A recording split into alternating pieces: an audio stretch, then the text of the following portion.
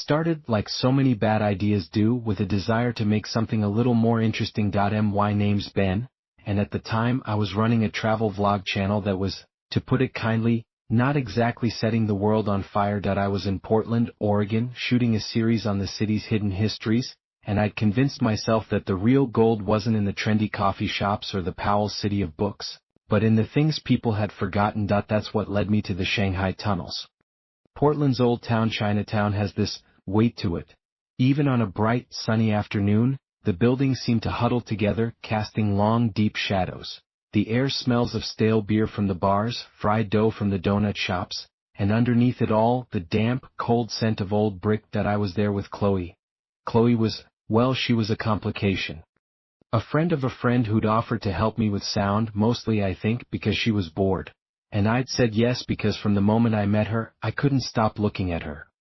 That day she was wearing these tight, faded black jeans that hugged her hips in a way that made it hard to maintain eye contact, and a simple gray t-shirt that did nothing to hide the gentle sway of her breasts as she moved. She had this habit of tucking a strand of her dark, wavy hair behind her ear, and I'd find myself watching the line of her jaw, the smooth skin of her neck, imagining what it would be like to press my lips right there, just below her ear. It was distracting, and in a weird way, it made me feel more alive, more aware of the city around us. The lust was a low, constant hum in the back of my head, a personal, private soundtrack to the day's exploration. "You really think there's a story down there?" she asked, her voice cutting through my thoughts. She nodded towards a nondescript, rusted metal door set into the side of a brick building on NW3RD Avenue. A small hand-painted sign read Shanghai Tunnel Tours. "That's the plan," I said, hefting my camera bag. "The whole Shanghaiing thing. Press-ganging drunk men through these tunnels to ships waiting on the Willamette.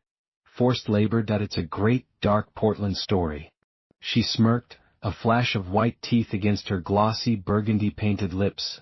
"Sounds cheery. You sure you don't just want to go film another food cart?" "Ratings, Chloe, darkness gets clicks." I paid for 2 tickets from a bored-looking teenager in the tiny, cluttered gift shop that served as the tour's entry point. Our guide was a man named Marcus, who had the weary, practiced cadence of someone who'd told the same stories 1,000 times. He led our small group of about 10 people through that metal door, and the world changed instantly. The air in the tunnel was cold and thick, smelling overwhelmingly of wet earth, mildew, and something else. Something metallic and old, like a handful of pennies left in the rain. The ceiling was low, rough-hewn brick, and moisture beaded on the surface, catching the dim, bare bulbs that were spaced every 20 feet or so, casting more shadow than light. The floor was uneven stone, slick in places. It felt less like a historical site and more like a tomb. Marcus launched into his spiel about trapdoors and bar floors, about men being drugged and dragged down here, their bodies stored in tiny brick-lined cells until the ships were ready. He pointed out grooves in the stone floor, worn down by countless bodies being pulled along. I had my camera out, the red recording light a tiny beacon in the gloom. Chloe held the shotgun mic, her knuckles white, her face pale in the camera's monitor. The playful glint was gone from her eyes, replaced by a genuine unease. That's when I first noticed him. Not in the tunnel itself, but in my camera's viewfinder. I was panning slowly across a particularly cramped cell, its iron bars thick with rust, when a man walked into the edge of the frame. He wasn't part of our tour group. He was just standing there, further down the tunnel, in a section that wasn't lit by any of the bulbs. He was tall and gaunt, dressed in a long dark coat that seemed too heavy for the damp cold, and his face was lost in shadow. He was perfectly still. I lowered the camera and looked with my own eyes. The tunnel was empty. "You okay?" Chloe whispered, her hand brushing my arm. The contact was electric, a jolt of warmth in the chilling air. I could feel the heat of her skin through my jacket. "Yeah, fine," I muttered. "Just thought I saw something." I chalked it up to the creepy atmosphere and my own overactive imagination. The tour ended back in the gift shop, the fluorescent lights feeling harsh and artificial after the gloom below. I felt a profound sense of relief to be back in the open air, even if it was the claustrophobic air of Old Town. The sun was starting to dip lower, painting the brick buildings in shades of orange and gold, but the shadows felt deeper now, more intentional. That was intense, Chloe said, shivering slightly. She hugged herself, and the action pulled her t-shirt taut across her chest that I forced my eyes away back to her face. Told you it was a good story, I said, trying to sound casual. Let's get a coffee. I want to check the footage. We found a small, narrow coffee shop a few blocks away, all exposed brick and reclaimed wood. I set up my laptop at a corner table while Chloe went to order. As it booted up, I couldn't stop thinking about the man in the tunnel. The way he just stood there, a silent sentinel in the dark. Chloe returned with 2 steaming mugs, her hips swaying gently as she navigated the cramped space between tables. She sat down close to me, her knee brushing against my leg under the small table. I could smell her perfume, something light and floral, cutting through the rich scent of coffee. It was a comforting human smell. I plugged in the camera and started scrubbing through the footage. There was Marcus talking, the dark cells, the slick brick walls. It all looked exactly as I remembered. Then I reached the point where I'd been filming the cell. I slowed the playback. I panned across the bars, and there he was, just as I'd seen him in the viewfinder. A tall, dark shape at the edge of the frame, standing in the impenetrable blackness of a side passage. He was clearer on the recording than he had been in person. I could make out the sharp line of his jaw, the deep hollows of his eyes, and he was looking directly at the camera. What is it? Chloe asked, leaning in, her shoulder pressed against mine. I could feel the warmth of her body, see the delicate curve of her collarbone above the neckline of her shirt. The contrast between her vibrant, living presence and the frozen image on the screen was jarring. That guy, I said, my voice tight. I pointed at the screen. He wasn't on the tour. Chloe peered at the image. Weird. Maybe he's an employee? Or from a different tour group? Maybe, I said, but it didn't feel right. The way he was standing, completely alone in the dark, it felt deliberate. I zoomed in on his face. The image pixelated, but his features remained indistinct, shadowed. His mouth was a straight, severe line. I felt a cold knot tighten in my stomach. Forget about it, Chloe said, her voice soft. She placed a hand on my wrist. Her fingers were long and slender, her nails painted the same dark burgundy as her lips. It's probably nothing. This place is just getting to you.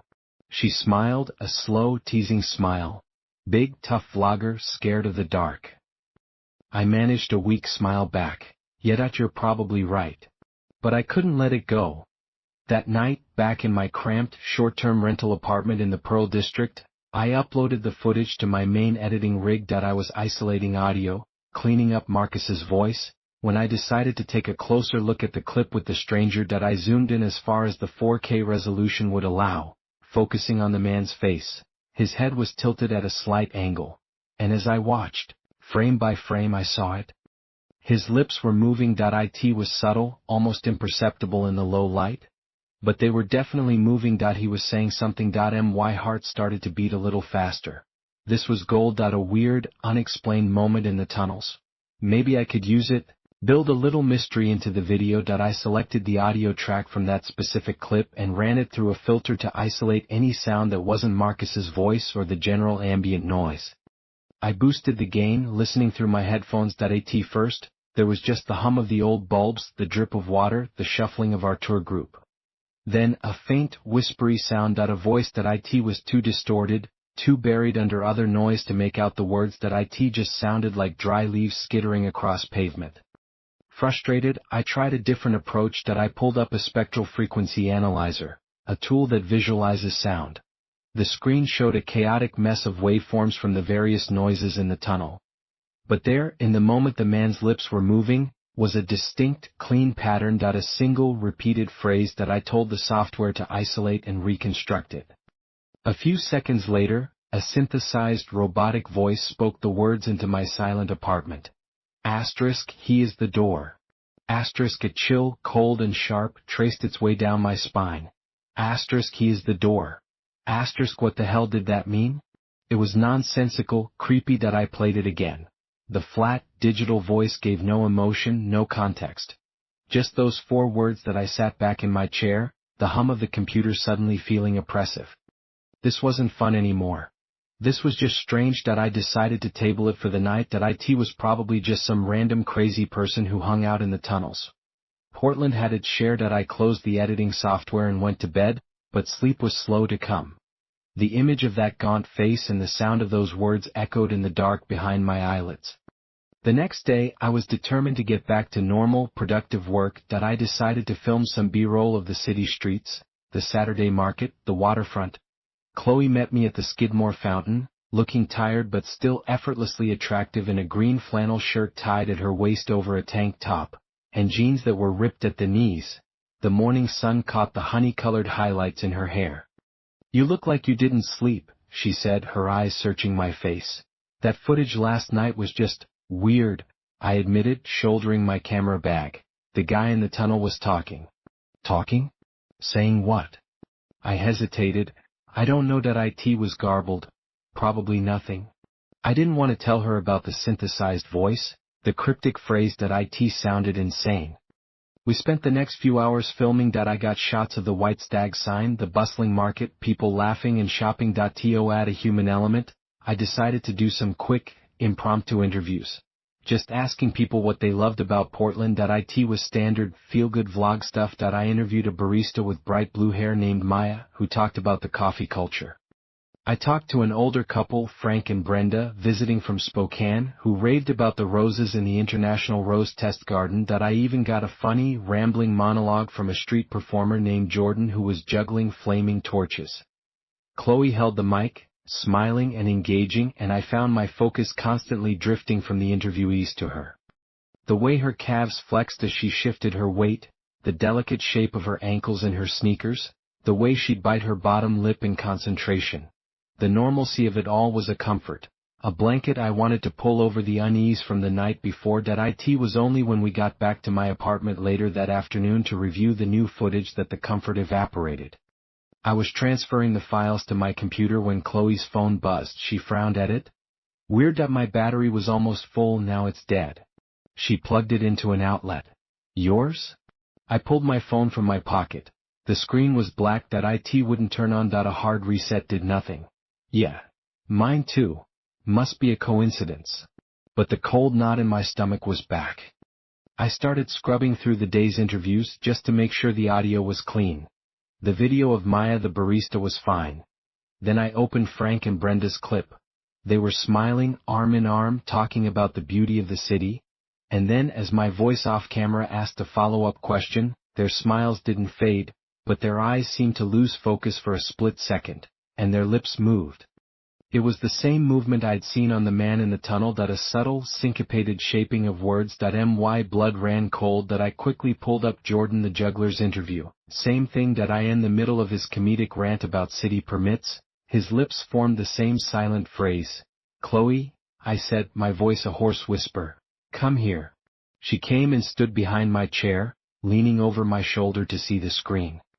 Her hair brushed against my cheek. I could feel the soft pressure of her breasts against my back. Under any other circumstances, it would have been intensely arousing. Now, it just felt like an anchor, tethering me to a reality that was rapidly slipping away. "What am I looking at?" she asked. I played the 3 interviews side by side on the screen, slowing them down to quarter speed. I pointed at their mouths. "Watch. Right there." On the screen, Maya, Frank, Brenda, and Jordan, all at different times of day in different parts of the city, all silently mouthed the same words. I didn't need the spectral analyzer this time. I could read their lips. I knew what they were saying. Asterisk, he is the door. Star. Chloe straightened up. "What the hell, Ben? Is this a joke? Did you edit this?" "No. I swear to God, no. This is the raw footage." We stared at the screen, at the 3 frozen faces, their mouths paused in that same chilling formation. The silence in the room was absolute, broken only by the frantic thumping of my own heart. The desire I'd felt for Chloe moments before had been completely obliterated, replaced by a pure, undiluted dread. This wasn't in my head. This was on the tape. IT was real. "We have to go back," I heard myself say. Chloe's eyes widened. "Back? Back where? To the tunnels? Are you insane?" "I have to know," I said, the words tumbling out. "I have to see if he's there. I have to get a clear shot of him. Ask him what it means. Ben, this isn't a story anymore. I don't know what this is. We should delete this stuff and forget any of it ever happened." But I couldn't. The journalist, the storyteller in me was hooked, and beneath that, a deeper, more primal fear was taking root. This felt directed at me. The man had looked at my camera, and now everyone I'd filmed was repeating his message. I'm going, I said, my voice firmer than I felt, with or without you. She stared at me for a long moment, her expression a mixture of fear and frustration. That I saw her gaze drop to my lips, then travel down my chest as if she was assessing my resolve, my physical presence. That it was a look I'd craved before, but now it felt clinical, detached. You're a fucking idiot, she finally said, but there was no heat in it. That it was a statement of fact. Fine. But we're not going down there at night. First thing in the morning, and we're telling someone where we're going. We didn't, of course. Who would we tell? The police? Hello, officer. People are silently mouthing cryptic phrases at us on camera. They'd think we were high. The next morning was overcast, a thick blanket of gray clouds pressing down on the city. The streets of Old Town were quiet, haunted by the ghosts of the previous night's revelry. The metal door to the tunnel tour was locked. A handwritten sign said closed for maintenance. See? Chloe said, a note of relief in her voice. It's a sign. Let's just go. But I'd come this far. I led her around the corner, down a narrow, grimy alley that ran behind the buildings. I'd done some research the night before, looking at old maps. There were other access points, forgotten ones, used by urban explorers. Halfway down the alley, hidden behind an overflowing dumpster, was a rusted iron grate. It was heavy, but the padlock that had once secured it was old and brittle, snapping off with a single sharp blow from a brick I found nearby. The smell that wafted up from the hole was worse than before. It was the smell of deep, wet earth, of decay, of centuries of stagnation. I shone my flashlight down. A rickety metal ladder descended into blackness. You are not serious, Chloe whispered, her face pale. Wait here, I said. I'll be 10 minutes, just keep a lookout. I could see the conflict in her eyes. The fear of being left alone in this alley versus the terror of